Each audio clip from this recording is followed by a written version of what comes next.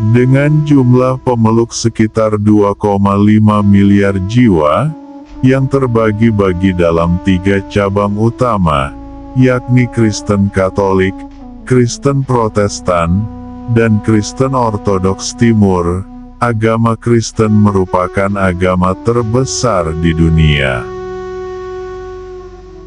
Persentase umat Kristen dari keseluruhan populasi dunia bertahan di kisaran 33% selama 100 tahun terakhir, yang berarti bahwa 1 dari 3 orang di dunia memeluk agama Kristen. Persentase ini sesungguhnya tidak memperlihatkan pergeseran besar yang telah terjadi dalam demografi Kristen, yakni pertambahan besar jumlah pemeluk agama Kristen di negara-negara berkembang yang terjadi seiring dengan penurunan besar jumlah pemeluk agama Kristen di Eropa dan Amerika Utara.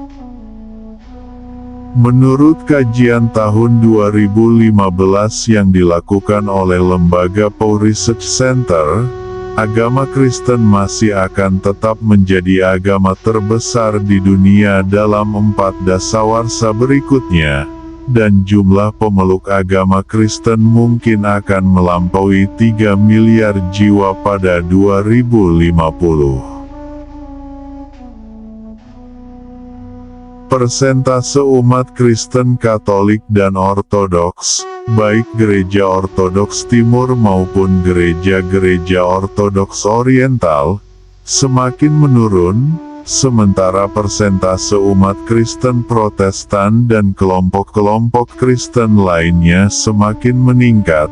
Kelompok yang disebut aliran Protestan populer adalah salah satu di antara golongan-golongan keagamaan dengan pertumbuhan tercepat di dunia. Agama Kristen adalah agama yang paling dominan di Eropa, Amerika Benua, dan kawasan selatan Afrika. Di Asia, agama Kristen adalah agama dominan di Georgia, Armenia, Timor Leste, dan Filipina. Meskipun demikian, agama Kristen mengalami penurunan jumlah pemeluk di banyak tempat, termasuk di kawasan utara dan kawasan barat Amerika Serikat, Oseania, Australia dan Selandia Baru. Kawasan utara Eropa, mencakup Britania Raya, Skandinavia dan lain-lain. Prancis, Jerman, Provinsi Ontario, Provinsi British Columbia, dan Provinsi Quebec di Kanada, dan berbagai negara di Asia, khususnya di Timur Tengah sebagai akibat dari emigrasi umat Kristen, Korea Selatan, Taiwan, dan Makau. Populasi Kristen tidak berkurang di Brazil, kawasan selatan Amerika Serikat, dan Provinsi Alberta di Kanada, tetapi persentasenya menurun. Di negara-negara seperti Australia dan Selandia Baru, populasi Kristen mengalami penurunan baik dalam jumlah maupun persentase. Sejak jatuhnya komunisme, proporsi pemeluk Kristen sebagian besar stabil di Eropa Tengah, kecuali di Ceko. Di sisi lain, pemeluk Kristen tumbuh pesat baik dalam jumlah maupun persentase di Eropa Timur, Tiongkok, negara-negara Asia lainnya, Afrika Sub-Sahara, Amerika Latin, Afrika Utara, Maghreb, dan Oseania. Meskipun mengalami penurunan jumlah pemeluk, agama Kristen masih tetap menjadi agama terbesar di dunia barat, karena 70% warganya memeluk agama Kristen. Survei Pew Research Center tahun 2011 mendapati bahwa 76,2% orang Eropa, 73,3% di Oseania dan sekitar 86,0% di benua Amerika, 90,0% di Amerika Latin dan 77,4% di Amerika Utara mengaku beragama Kristen. Pada tahun 2010, sekitar 157 negara dan wilayah di dunia merupakan tempat-tempat berpenduduk mayoritas Kristen. Meskipun demikian, banyak gerakan karismatik yang sudah berdiri kukuh di berbagai belahan dunia, teristimewa di Afrika, Amerika Latin, dan Asia. Sejak 1900, terutama melalui perpindahan agama, aliran Protestan telah menyebar dengan cepat di Afrika, Asia, Oseania, dan Amerika Latin. Sejak 1960 sampai 2000, tingkat pertumbuhan global umat Protestan Injili yang terlaporkan meningkat 3 kali lipat dibanding tingkat pertumbuhan populasi dunia, dan 2 kali lipat dibanding tingkat pertumbuhan pemeluk agama Islam.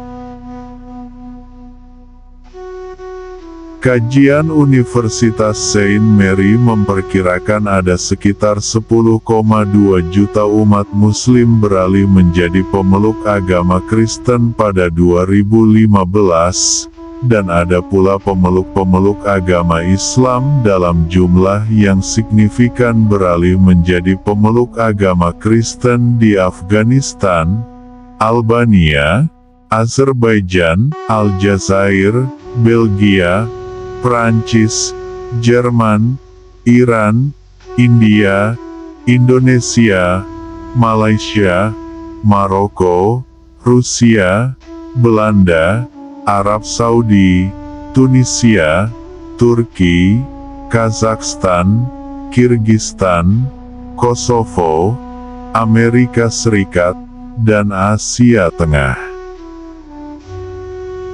Dilaporkan pula bahwa agama Kristen cukup populer di kalangan orang-orang dari latar belakang yang berbeda-beda di India yang sebagian besar beragama Hindu, Malaysia, Mongolia, Nigeria, Vietnam, Singapura, Indonesia, Tiongkok, Jepang, dan Korea Selatan.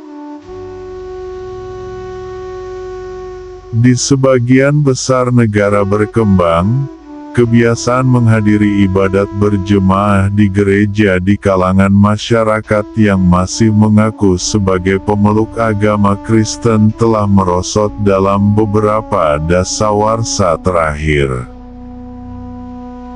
Beberapa sumber memandang kenyataan ini sekadar sebagai bagian dari tindakan menanggalkan keanggotaan pada lembaga-lembaga tradisional, sementara sumber-sumber lain mengaitkannya dengan tanda-tanda penurunan keyakinan akan pentingnya agama secara umum.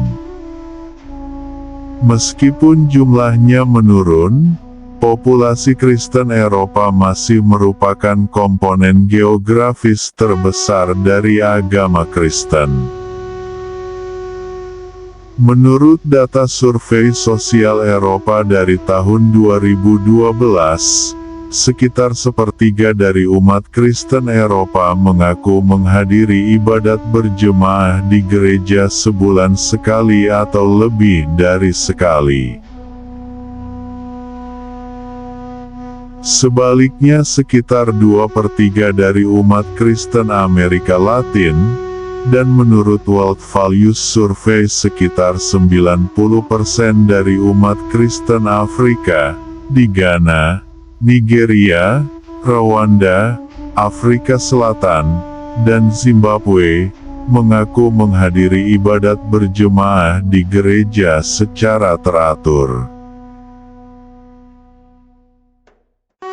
Agama Kristen dalam berbagai bentuknya merupakan satu-satunya agama negara di negara-negara berikut ini: Argentina Katolik, Tuvalu Calvinis, Tonga Metodis, Norwegia Lutheran, Costa Rica Katolik, Kerajaan Denmark Lutheran, Inggris Anglikan, Georgia Ortodoks Georgia, Yunani Ortodoks Yunani, Islandia Lutheran, Liechtenstein Katolik, Malta Katolik, Monaco Katolik, dan Vatikan Katolik.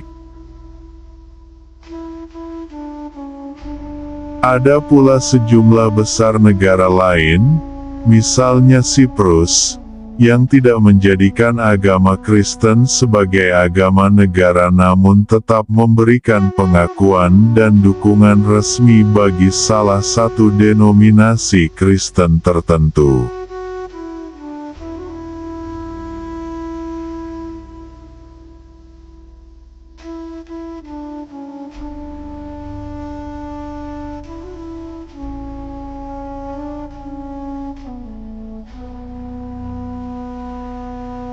Empat pecahan utama dari agama Kristen adalah Gereja Katolik Roma, Gereja Ortodoks Timur, Gereja-gereja Ortodoks Oriental, dan rumpun besar Protestan. Ada kalanya agama Kristen dibedakan menjadi dua pecahan yang lebih besar, yakni Gereja Timur dan Gereja Barat, yang bersumber dari peristiwa Skisma Timur Barat, atau Skisma Akbar, pada abad ke-11. Meskipun demikian, ada pula kelompok-kelompok umat Kristen lain yang juga bersejarah tetapi tidak dapat begitu saja digolongkan ke dalam kategori-kategori utama ini. Ada beragam doktrin dan praktik peribadatan di kalangan kelompok-kelompok yang menyebut dirinya Kristen. Kelompok-kelompok ini dapat saja berbeda pandangan eklesiologi sehubungan dengan penggolongan denominasi-denominasi Kristen. Meskipun demikian, Syahadat Nikea tahun 325 lazimnya diakui sebagai pedoman yang patut diikuti oleh sebagian besar umat Kristen, termasuk Gereja Katolik, Gereja Ortodoks Timur, Gereja Ortodoks Oriental, dan aliran-aliran utama dalam rumpun besar aliran Protestan, misalnya berbagai macam denominasi Anglikan. Berdasarkan eklesiologi Protestan, semenjak kemunculannya pada abad ke-16, rumpun besar Protestan terdiri atas bermacam-macam kelompok jemaat dan praktik peribadatan. Selain Lutheran dan Calvinis yang merupakan dua aliran utama dari gerakan reformasi Protestan, ada pula aliran Anglikan yang muncul dari gerakan reformasi Inggris. Aliran Anabaptis dikucilkan oleh aliran-aliran Protestan lainnya kala itu, tetapi di kemudian hari diakui pula sebagai bagian dari rumpun besar aliran Protestan. Aliran Adventis, Baptis, Metodis, Pentakosta, dan berbagai macam aliran Protestan lainnya baru muncul pada abad-abad berikutnya. Gereja Katolik terdiri atas gereja-gereja partikularis yang dikepalai oleh uskup-uskup, dalam persekutuan dengan Sri Paus, Uskup Roma, pemangku kewenangan tertinggi dalam perkara iman, akhlak, dan kepemimpinan gereja. Sebagaimana Gereja Ortodoks Timur, Gereja Katolik merunut asal-usulnya melalui suksesi apostolik, alih jabatan rasuli, sampai pada paguyuban umat Kristen perdana yang dibentuk oleh Yesus Kristus. Umat Katolik percaya bahwa gereja yang satu, kudus, Katolik, dan apostolik, yang didirikan oleh Yesus Kristus sendiri, seutuhnya berada dalam gereja Katolik, tetapi mengakui pula keberadaan gereja-gereja dan komunitas-komunitas Kristen lainnya, dan berusaha mewujudkan rekonsiliasi di antara seluruh umat Kristen. Iman Katolik dijabarkan dalam Katekismus Gereja Katolik. 2834 keuskupan dikelompokkan menjadi 24 gereja swatantra partikularis. Yang terbesar di antaranya adalah Gereja Latin, masing-masing memiliki tradisi khas di bidang liturgi dan pelayanan sakramen. Dengan lebih dari 1,1 triliun anggota jemaat terbaptis, yakni lebih dari setengah jumlah seluruh umat Kristen dan seperenam dari populasi dunia, Gereja Katolik merupakan gereja Kristen yang terbesar.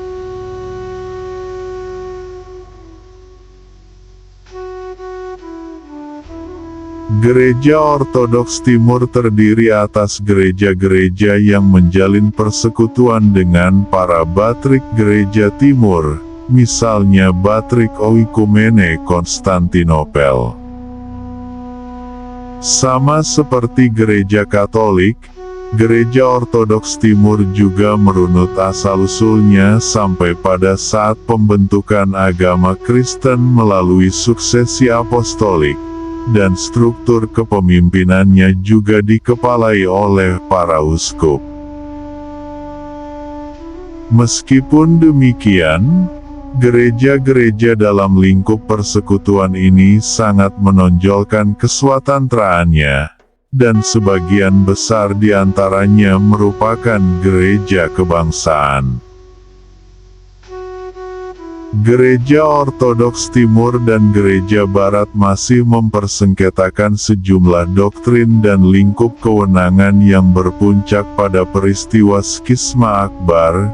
Gereja Ortodoks Timur merupakan denominasi Kristen terbesar kedua, dengan jumlah jemaat sekitar 225-300 juta jiwa.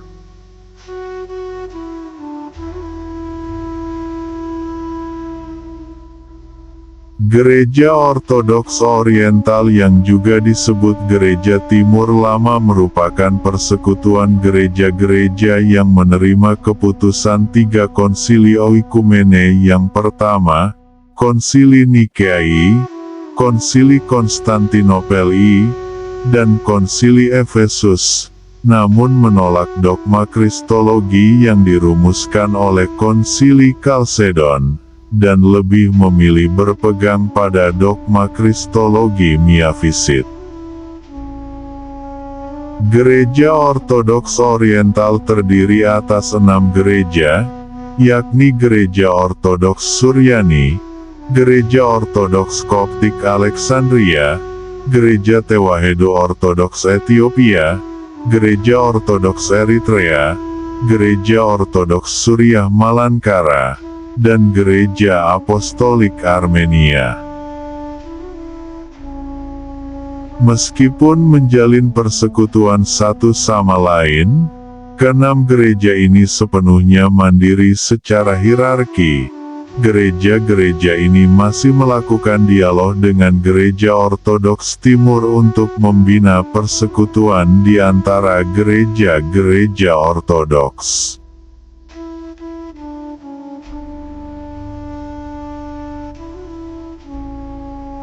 Gereja Negeri Timur Assyria, dengan rangkaian suksesi kebatrikan yang berkesinambungan semenjak terbentuk pada abad ke-17, adalah sebuah denominasi Kristen Timur yang mandiri dan mengaku sebagai kelanjutan dari Gereja Negeri Timur, sama halnya dengan kebatrikan Katolik yang terbentuk pada abad ke-16 dan berkembang menjadi Gereja Katolik Kaldea, salah satu gereja Katolik Timur yang menjalin persekutuan dengan Sri Paus.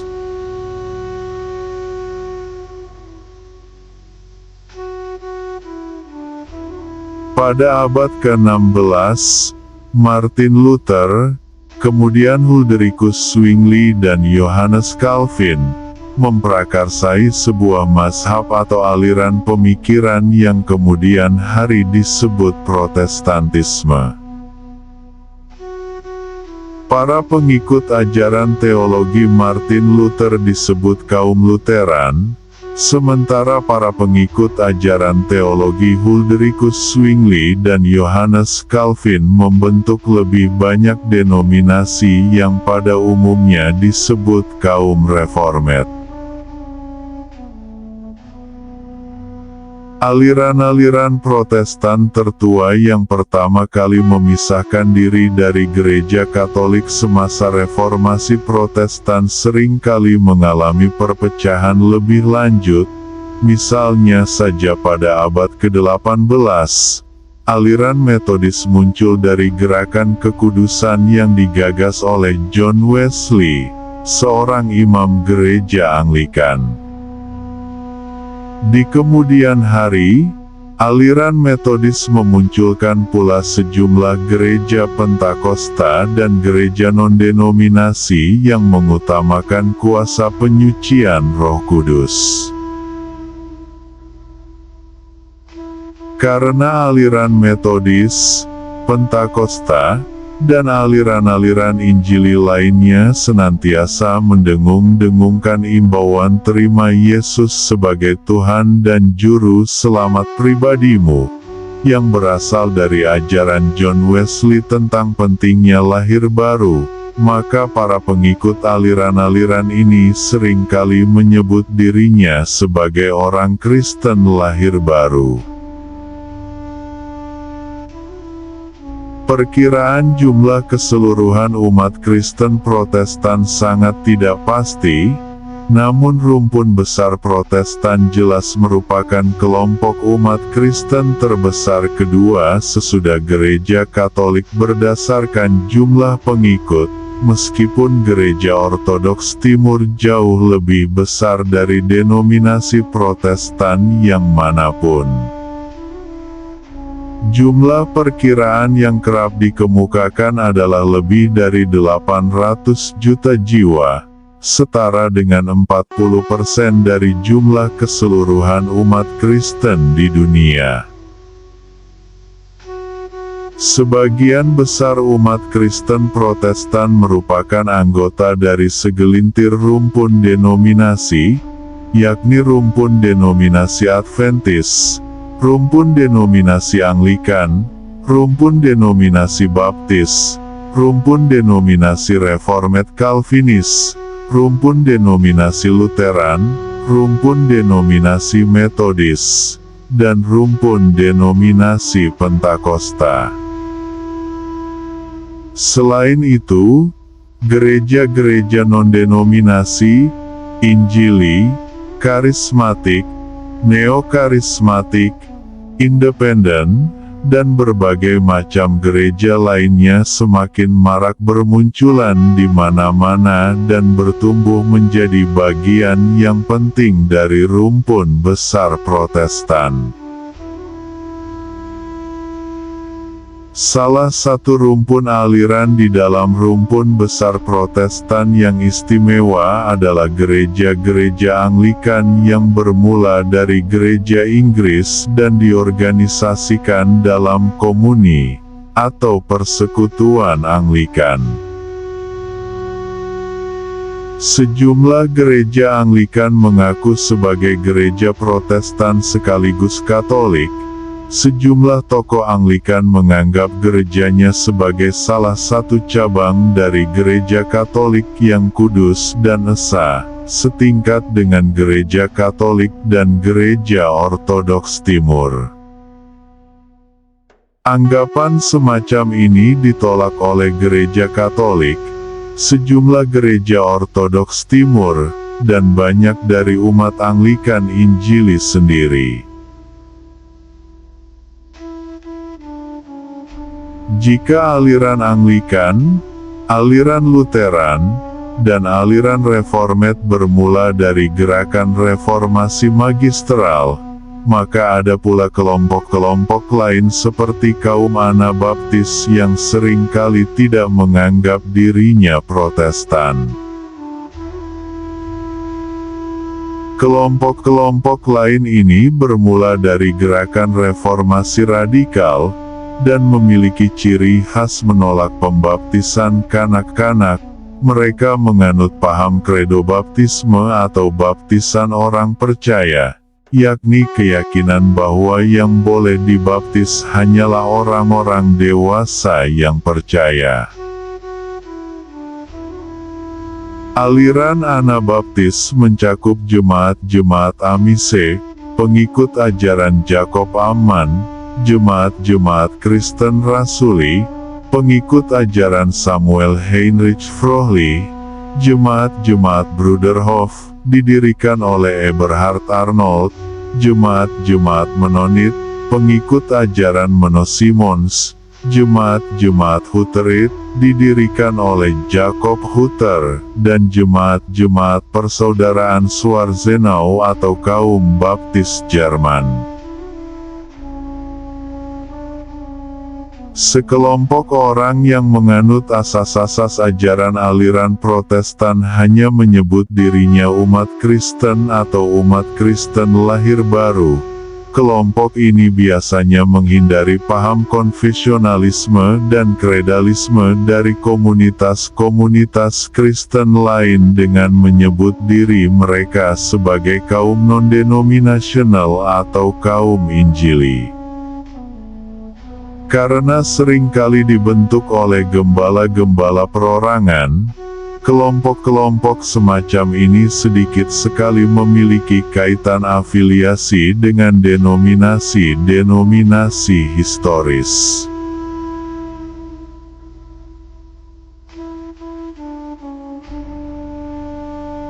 Semasa kebangunan rohani kedua, yakni kurun waktu kesadaran beragama yang berlangsung di Amerika Serikat pada awal era 1800-an, terjadi pertambahan jumlah gereja yang tidak memiliki kaitan dengan gereja lain. Pada umumnya gereja-gereja ini menganggap dirinya sedang memulihkan gereja mula-mula yang didirikan oleh Yesus Kristus, alih-alih menganggap dirinya mendirikan sebuah gereja baru. Pada umumnya umat Kristen pemulihan ini percaya bahwa kelompok-kelompok umat Kristen lainnya telah membawa masuk kesesatan ke dalam agama Kristen. Tindakan penyesatan agama Kristen inilah yang mereka sebut sebagai murtad besar. Gereja Kristus Filipina adalah gereja pemulihan di Asia yang dibentuk pada permulaan era 1900-an. Beberapa gereja pemulihan yang terbentuk pada kurun waktu ini secara historis memiliki kaitan dengan kegiatan-kegiatan perkemahan rohani pada awal abad ke-19 di daerah Midwest dan daerah Upstate New York. Salah satu dari gereja-gereja terbesar yang dihasilkan oleh gerakan ini adalah Gereja Yesus Kristus dari Orang-orang Suci Zaman Akhir. Aliran 1000 tahun dan aliran Adventis di Amerika Serikat, yang berasal dari aliran Protestan Injili, memengaruhi gerakan saksi-saksi Yehowa dan gerakan Adventis Hari Ketujuh. Gerakan Adventis Hari Ketujuh sendiri muncul sebagai tanggapan atas khotbah-khotbah William Miller. Gereja-gereja pemulihan lainnya, yakni Gereja Kristen, Murid-murid Kristus, Gereja Masehi Injili di Kanada, Gereja-gereja Kristus, serta gereja-gereja Kristen dan gereja-gereja Kristus, bersumber dari gerakan pemulihan Stone Campbell yang berpusat di Kentucky dan Tennessee. Kelompok-kelompok lain yang terbentuk pada kurun waktu ini meliputi kaum Kristadelfian dan gerakan orang-orang suci zaman akhir sebagaimana yang sudah diuraikan di atas. Meskipun gereja-gereja yang bersumber dari gerakan kebangunan rohani kedua memiliki beberapa tampilan lahiriah yang serupa, doktrin dan praktik-praktiknya sangat berbeda satu sama lain. Berbagai komunitas kecil Katolik mandiri, misalnya Gereja Katolik Lama, menambahkan embel-embel Katolik pada namanya, dan boleh dikata memiliki banyak kesamaan praktik dengan Gereja Katolik Roma. Akan tetapi komunitas-komunitas ini telah keluar dari persekutuan paripurna dengan takhta suci. Umat Kristen rohani, seperti kaum Doukhobor dan kaum Molokan, memisahkan diri dari Gereja Ortodoks Rusia serta membina hubungan akrab dengan kaum Menonit dan kaum-kaum Quaker karena memiliki kesamaan dalam praktik-praktik keagamaan. Di kemudian hari semua kaum ini disebut sebagai jemaat-jemaat cinta damai karena menganut paham pasifisme. Agama Yahudi Mesianis, atau Gerakan Mesianis, adalah nama sebuah gerakan Kristen yang terdiri atas sejumlah aliran yang anggota-anggotanya boleh menganggap dirinya sebagai umat Yahudi.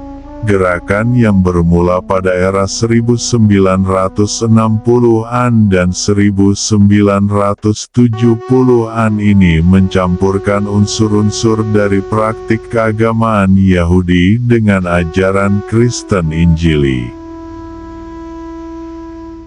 Agama Yahudi Mesianis meyakini asas-asas kepercayaan semisal status Mesias dan kodrat ilahi dari Yeshua serta hakikat ketritunggalan Allah, tetapi juga menaati sejumlah hukum dan adab makan Yahudi.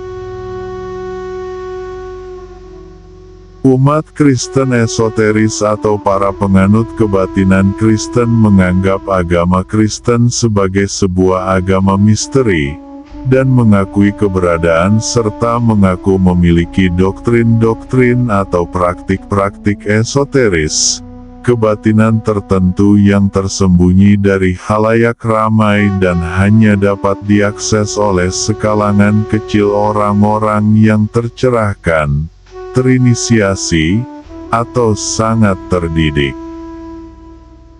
Contoh lembaga kebatinan Kristen antara lain Rosicrucian Fellowship, Perhimpunan Mawar Salib, Perhimpunan Antroposofi, dan Martinisme.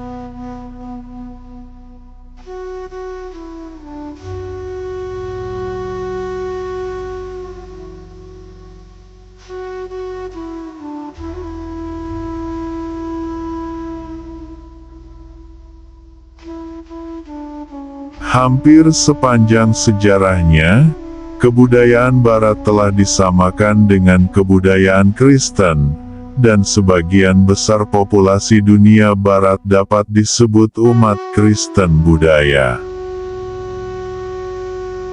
Istilah Eropa dan dunia Barat telah dikait-kaitkan begitu rapat dengan gagasan tentang agama Kristen dan dunia Kristen, Bahkan banyak kalangan yang beranggapan bahwa agama Kristen merupakan salah satu mata rantai dalam pembentukan jati diri Eropa yang tunggal. Kebudayaan Barat memang mengandung sejumlah anasir dari agama-agama politeistik pada awal sejarahnya di bawah kekuasaan bangsa Yunani dan bangsa Romawi. Namun begitu kekuasaan terpusat bangsa Romawi meredup, Gereja Katolik pun bangkit sebagai satu-satunya kekuatan yang mantap di Eropa. Sampai dengan abad pencerahan, kebudayaan Kristen mengendalikan arus perkembangan filsafat, kesusastraan, seni rupa, seni musik, dan ilmu pengetahuan. Pengaruh agama Kristen pada bidang-bidang tersebut di kemudian hari melahirkan filsafat Kristen, seni rupa Kristen, seni musik Kristen, kesusastraan Kristen, dan sebagainya. Agama Kristen telah banyak berjasa bagi dunia pendidikan karena gerejalah yang menciptakan dasar-dasar sistem pendidikan dunia barat, dan yang mendanai pendirian universitas-universitas di dunia barat.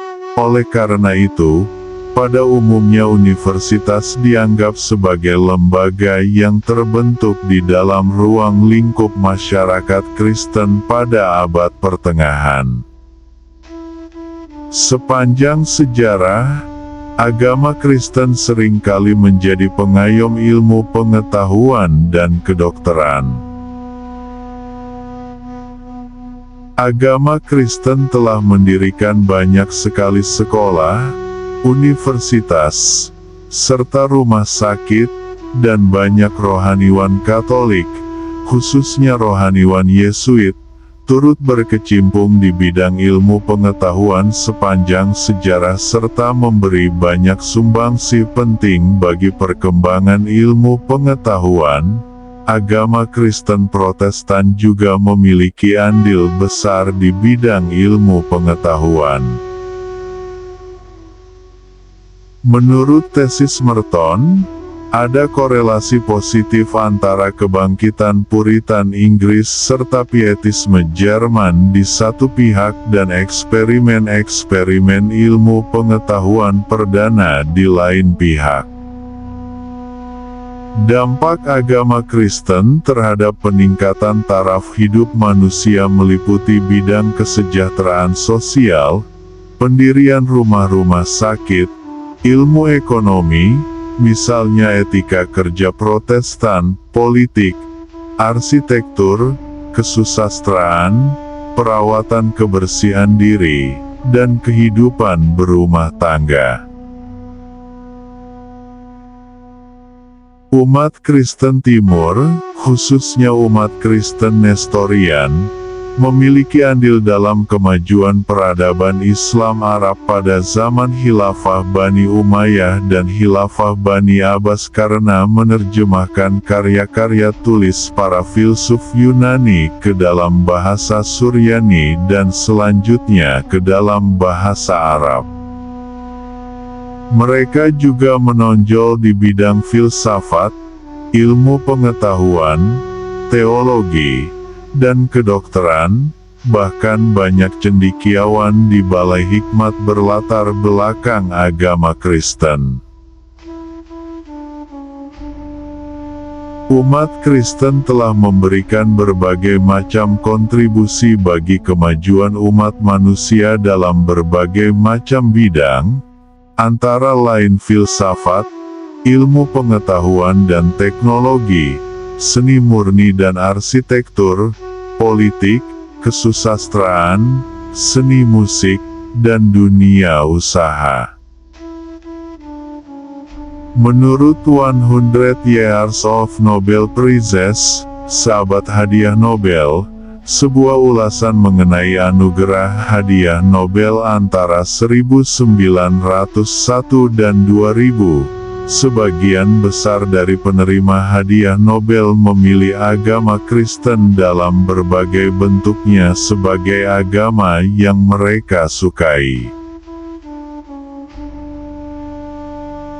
Pasca kekristenan adalah istilah yang digunakan sebagai sebutan bagi kemerosotan agama Kristen, khususnya di Eropa, Kanada, Australia, dan dalam taraf rendah di ujung selatan benua Amerika, pada abad ke-20 dan ke-21, menurut ukuran-ukuran pasca-modernisme. Istilah ini mengacu pada hilangnya monopoli agama Kristen atas nilai-nilai dan wawasan dunia di dalam masyarakat-masyarakat yang turun-temurun memeluk agama Kristen. Umat Kristen budaya adalah masyarakat sekuler dengan warisan Kristen yang mungkin saja tidak percaya pada berbagai ajaran agama Kristen, tetapi mempertahankan keakraban dengan budaya populer, seni rupa, seni musik, dan hal-hal lain yang berkaitan dengan agama Kristen. Istilah ini juga kerap digunakan untuk membedakan kelompok-kelompok politik di kawasan-kawasan yang didiami oleh masyarakat dari berbagai latar belakang keagamaan.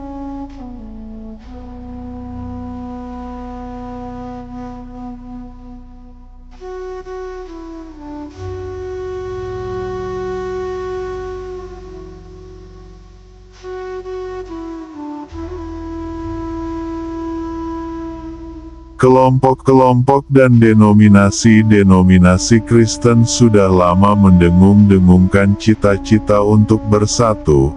Pada abad ke-20, gerakan oikumene, gerakan persatuan umat Kristen mengalami kemajuan melalui dua cara.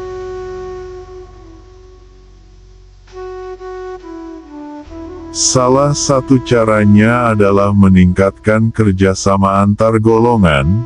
Contohnya adalah pembentukan aliansi Injili sedunia pada 1846 di London, penyelenggaraan konferensi utusan Injil Edinburgh di kalangan Protestan pada 1910, pembentukan Komisi Keadilan, Perdamaian, dan penciptaan dalam Dewan Gereja-Gereja Sedunia pada 1948 oleh gereja-gereja Protestan dan gereja-gereja Ortodoks, serta pembentukan dewan-dewan nasional seperti Dewan Gereja-Gereja Nasional Australia yang juga mengikutsertakan umat Kristen Katolik. Cara yang lain adalah membina persatuan kelembagaan melalui persatuan dan persekutuan antar gereja, yakni suatu praktik yang dapat ditelusuri asal-usulnya sampai pada usaha-usaha persatuan yang dilakukan oleh jemaat-jemaat Lutheran dan jemaat-jemaat Calvinis pada awal abad ke-19 di Jerman. Gereja-gereja kongregasional, Metodis, dan Presbyterian bersatu pada 1925 menjadi Gereja Kesatuan Kanada, dan pada 1977 untuk membentuk Gereja Bersatu di Australia. Pada 1947, gereja-gereja Anglikan, Baptis, Metodis, Kongregasional, dan Presbyterian bersatu membentuk Gereja India Selatan. Komunitas Taizé adalah sebuah paguyuban monastik oikumene yang istimewa karena beranggotakan lebih dari 100 orang bruder dari gereja Katolik maupun gereja-gereja Protestan. Komunitas ini mementingkan rekonsiliasi di antara semua denominasi Kristen, dan gereja utamanya yang berlokasi di Komune di Departemen Saône-et-Loire, Prancis, diberi nama Gereja Rekonsiliasi. Komunitas yang sudah terkenal di seluruh dunia ini dikunjungi lebih dari 100.000 peziarah muda setiap tahun. Langkah-langkah menuju rekonsiliasi pada tataran global dilakukan pada 1965 oleh Gereja Katolik dan Gereja Ortodoks dengan menarik kembali pernyataan pengucilan dari masing-masing pihak yang menjadi pemicu skisma akbar di antara keduanya pada 1054. Komisi Internasional Anglikan Katolik Roma dibentuk pada 1969, dan telah berupaya memulihkan persekutuan penuh di antara kedua belah pihak semenjak 1970. Sejumlah gereja Lutheran dan gereja Katolik menandatangani pernyataan bersama mengenai doktrin pembenaran pada 1999 demi menuntaskan sengketa-sengketa di antara kedua belah pihak yang dipicu oleh gerakan reformasi Protestan. Pada 2006, Dewan Metodis Sedunia, atas nama seluruh denominasi Metodis, mengadopsi pernyataan bersama ini.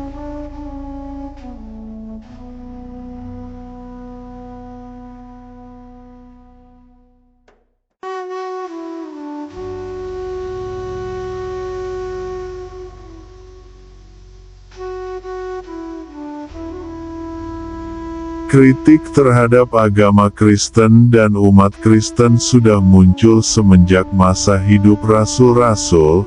Alkitab Perjanjian Baru memuat riwayat-riwayat mengenai sengketa yang timbul di antara para pengikut Yesus di satu pihak dan kaum Farisi serta ahli-ahli Taurat di lain pihak. Misalnya Matius 1:5-1-20 dan Markus 7:1-2-3. Pada abad kedua, agama Kristen dikritik oleh umat Yahudi dengan berbagai alasan.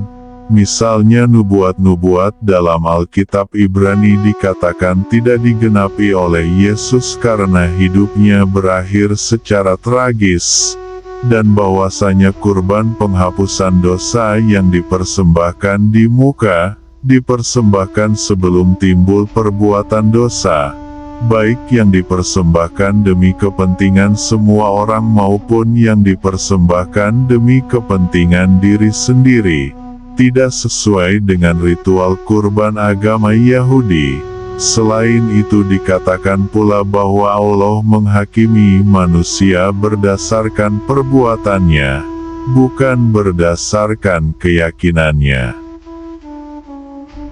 Salah satu dari serangan komprehensif pertama terhadap agama Kristen berasal dari filsuf Yunani, Kelsos, yang menulis perkataan yang benar, sebuah polemik yang mengkritik umat Kristen sebagai warga yang tidak berguna bagi masyarakat. Bapa Gereja, Origenes, menanggapi kritik Kelsos dengan menerbitkan risalahnya, Melawan Kelsos, sebuah karya tulis yang menjadi cikal bakal dari ilmu apologetika Kristen. Origenes menanggapi kritik-kritik Kelsos secara sistematis, sehingga membantu meningkatkan wibawa akademik agama Kristen.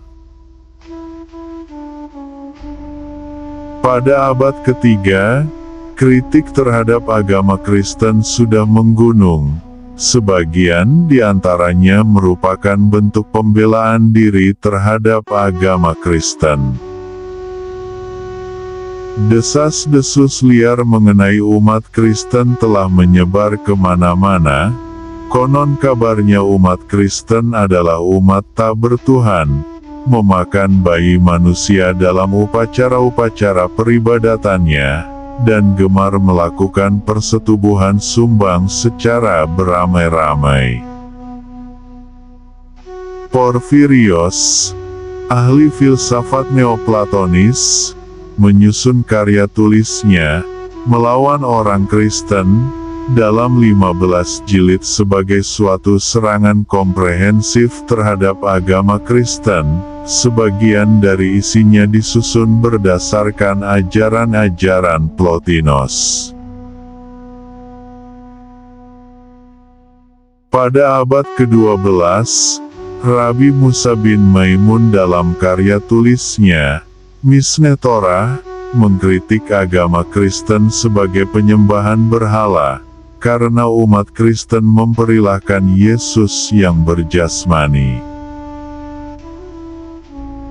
Pada abad ke-19, Friedrich Nietzsche mulai menulis serangkai polemik mengenai ajaran-ajaran tak wajar agama Kristen, misalnya berpantang seks, dan terus-menerus mengkritik agama Kristen hingga akhir hayatnya.